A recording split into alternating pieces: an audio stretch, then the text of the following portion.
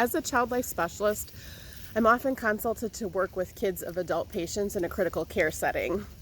Many times we go to help explain to these kids in age-appropriate language what happened to their mom or their dad and what it means when we say the word death.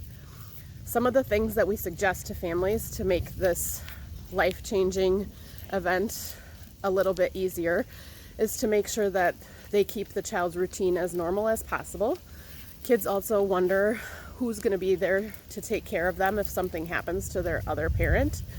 So letting them make a list of all those people that are in their lives that would take on that role is often helpful. We always make sure that we use the words death and die when telling them what happened to their parent.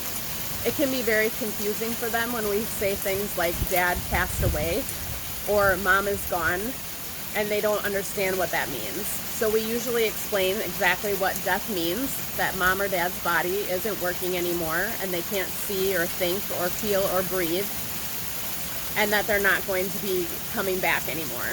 And then we can talk about our spiritual beliefs after we have those concrete facts in place. It's not uncommon for kids to think that something they said or did caused their parent to die. So we make sure to address this with children when we meet with them to let them know that there was nothing that they did that caused this to happen. Memory making can also be therapeutic for kids in these situations.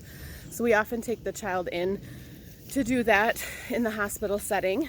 We're always preparing them first, maybe with a picture of their parent before they go into the room so they know exactly what they're going to see before they walk in. They might make a handprint by painting their parent's hand with ink and pressing it onto a piece of paper, or sometimes we'll do ink fingerprints and press their fingerprint and their parent's fingerprint onto a canvas, and then they can draw a picture to go around that.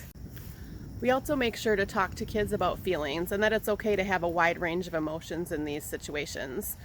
We remind them that it's okay to feel sad and that they might see the other people that they love around them crying and being sad because they also miss their parent that's gone. And then we remind them that it's okay to be happy too and to have good times and hang out with their friends and do the things that they love to do. And that it's okay to be mad too when they're mad that their parent isn't there anymore, and that all of those feelings are okay, and try to come up with some good ways to discuss those feelings with different people in their lives that they love, or have a place to write them down if they need to do that. While we can't take away their pain or bring their loved one back to them, there are several things we can do to help build kids' resilience as they deal with the death of a parent.